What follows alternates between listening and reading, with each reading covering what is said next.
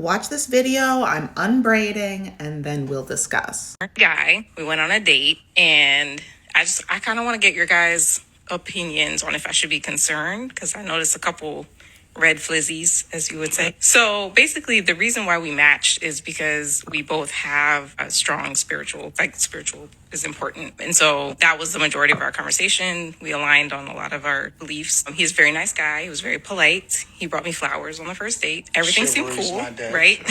But so here's the first red flizzy I noticed. So he has two sons from two different mothers. He has full custody of both sons, which at first I was like, okay, well, that is a good thing. That speaks to his character, right? Because obviously if the judge thought he, versus the biological mothers, I don't know. Anyway, but the red flizzy part of that is that when he spoke about them, he basically said they were both like, were a hot mess. Like their lives are all over the place. So I was kind of like, that might be drama. The second red flizzy was he said that the reason why he is so strong in his faith now is because he lived a very different life before, and to the point that he was locked up and he had a lot of involvement with like drug dealing, stuff like that. Like, should I be open to the fact that he has changed his ways and that he has truly found faith through those experiences?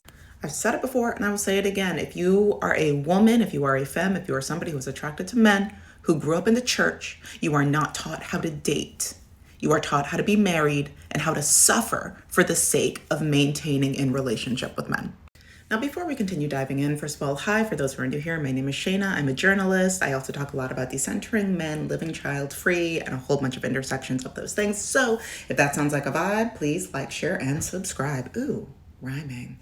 That's why I get paid the big bucks. So before we dive back into the video that we just saw, I want to bring up these comments that were in another video that I made not too long ago. I will link it over there. So in that video, I talked about what the church wants, the church wants for women when it comes to that, not preparing women how to date, but just how to be married. Because dating is supposed to be fun. Dating is supposed to be engaging. It's supposed to be enjoyable. If you're not having a good time, you're supposed to leave, right? Now, it's not just that that's something that happens in the church, but specifically for Black women in the church. And I want to bring up these first two comments. So first is, Shayna, I love your take on this. I wish Black women had more freedom to have fun, make mistakes, try out different personas, take the slow road, be messy, just be human.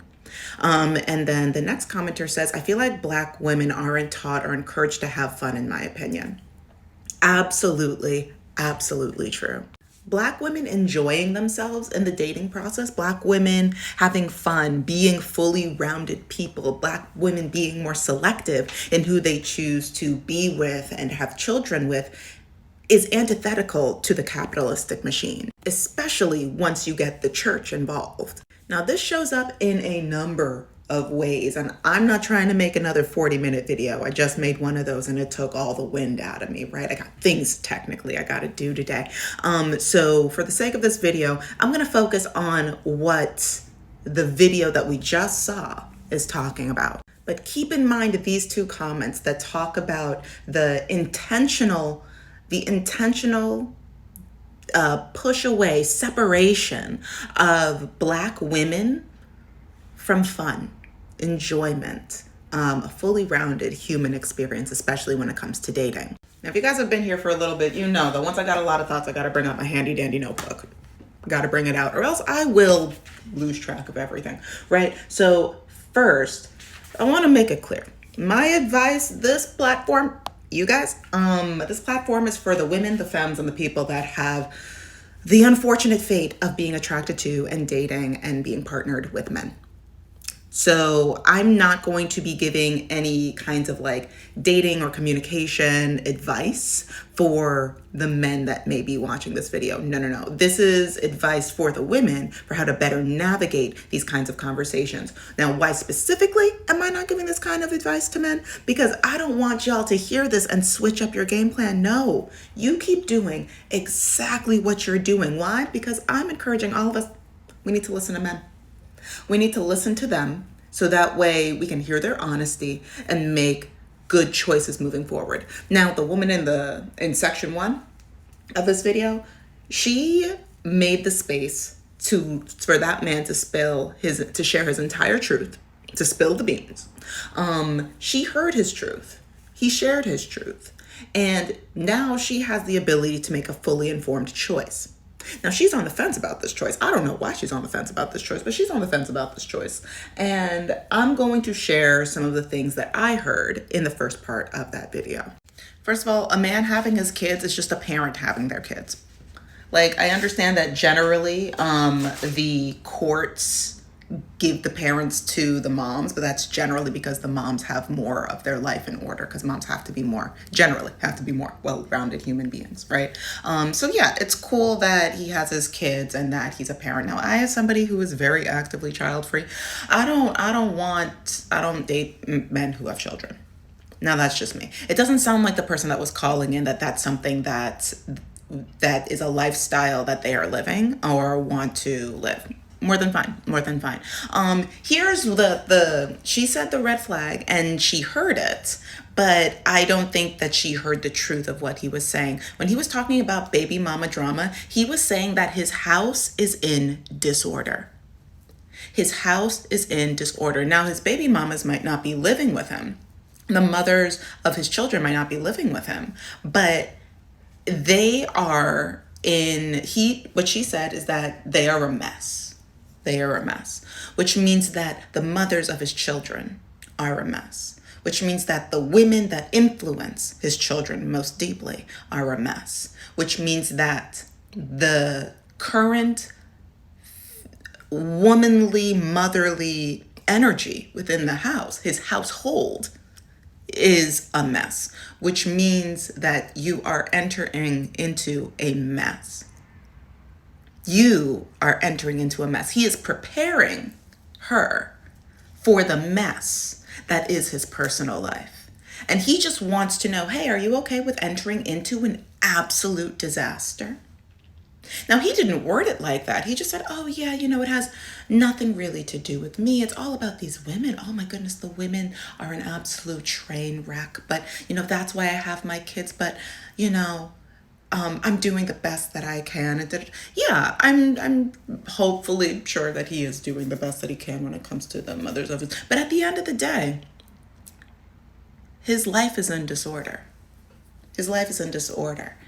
If a man who has kids does not have a good relationship with the mother of those children, then you will not have a good relationship with the mothers of those children.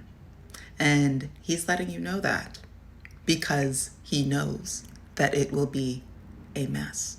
Your life will become a mess. And he doesn't want you to be able to pull this out on him later and say, oh my gosh, you never told me. Oh no, he told you in the beginning. And you heard him. But were you listening? Because one thing about us on this channel, we listen to men. We listen to oogas. We understand the ooga. And we just act accordingly.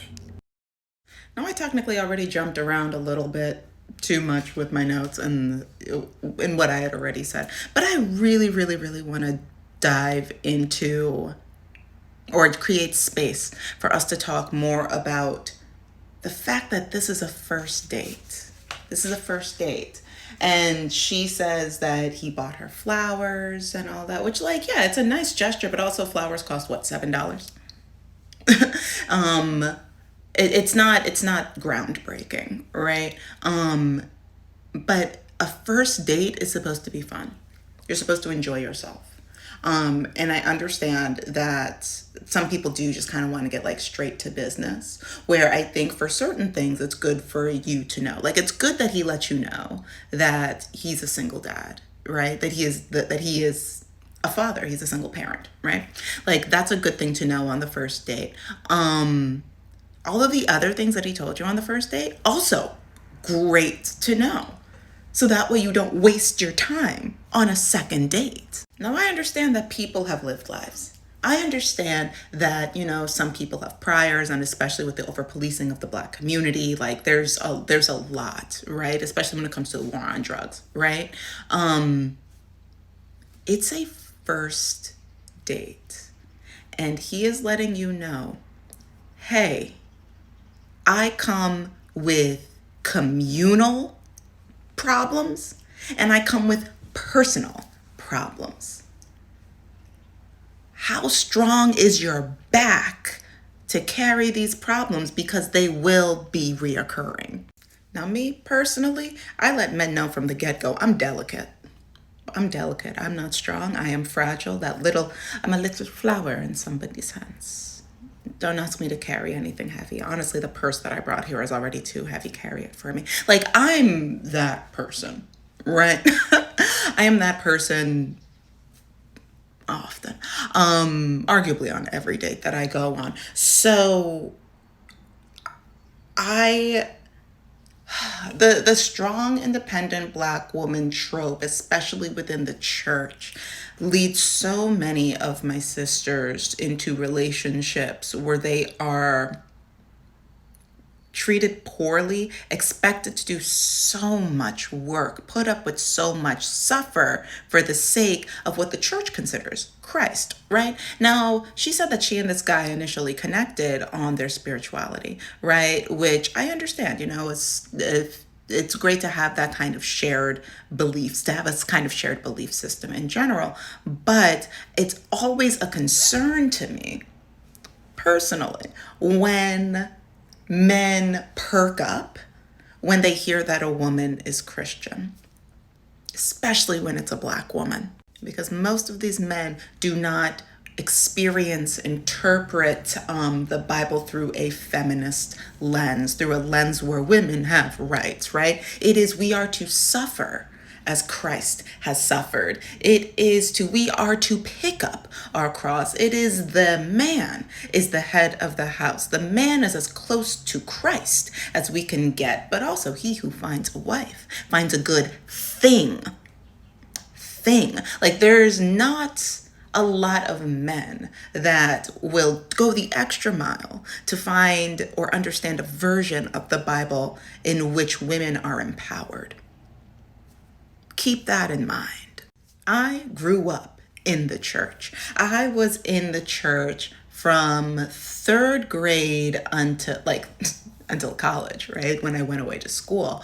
And during those times, technically it was like third grade, fourth grade, but starting in the fourth grade, my friends in the fourth grade were getting beat, sexually abused by men in the church.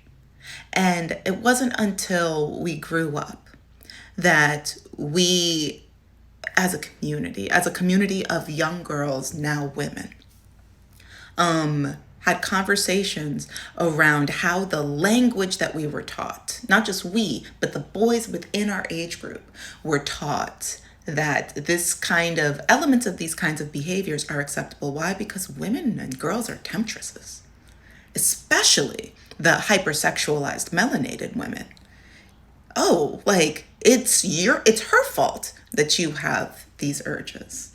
It's her fault that you think these thoughts. Women do not tempt your brothers into sin. Now, that is a mild tangent, but I bring this up to say that, yes, having a shared belief system is nice in theory.